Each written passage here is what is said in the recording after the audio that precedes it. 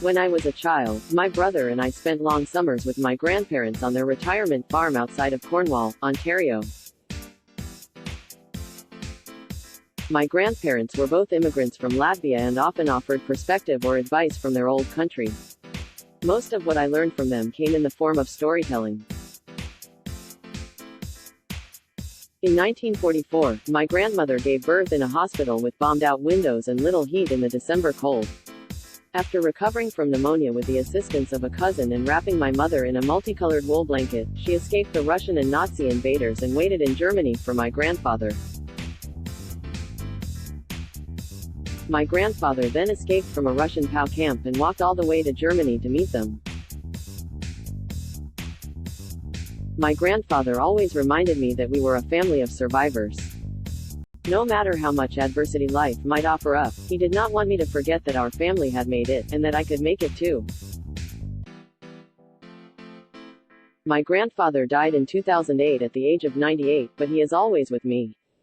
At times in my own life when I have struggled with various difficulties, I have often thought back to these stories of courage and resilience.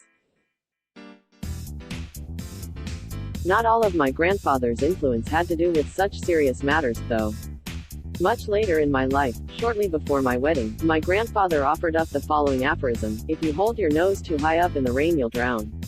Although he did not explain this metaphor, I am pretty sure he was cautioning me against being too proud. Good advice for any marriage. One of the most influential aspects of my grandfather's wisdom, however, was not what he said but how he modeled a way of relating to the natural world. My grandfather talked to animals out loud. For example, if a woodchuck was digging up some plant in his garden, he'd go talk with it, perhaps saying in a warm, yet chiding voice, "What are you doing in my garden? This is not for you. Go find yourself some other food to eat. There's a nice bunch of blackberries on the rock wall for you to visit." My grandfather kept chickens and geese and would talk with them as he walked them out to the pond and back. He had no illusions that the animals understood his words, but he treated animals with friendship rather than as objects to be used. All of the natural world was his friend. I recently realized that my love of nature and my connection to God through contemplation of the natural world is rooted in my grandfather's care for the same. For example, I often think of certain beloved trees at the local park or at my workplace as akin to friends that I witnessed change and grow over the years. My grandfather's influence made this friendship with the natural world feel as natural as breathing air.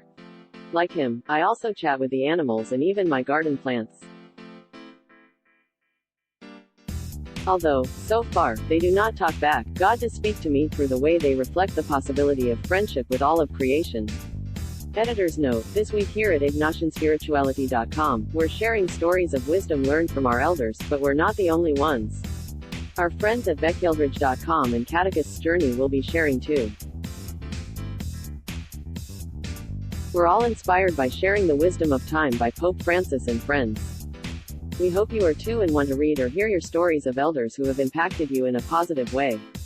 Visit www.sharingwisdomoftime.com to get started. Order your copy of Sharing the Wisdom of Time at 25% off by using the code 5042 at loyolapress.com.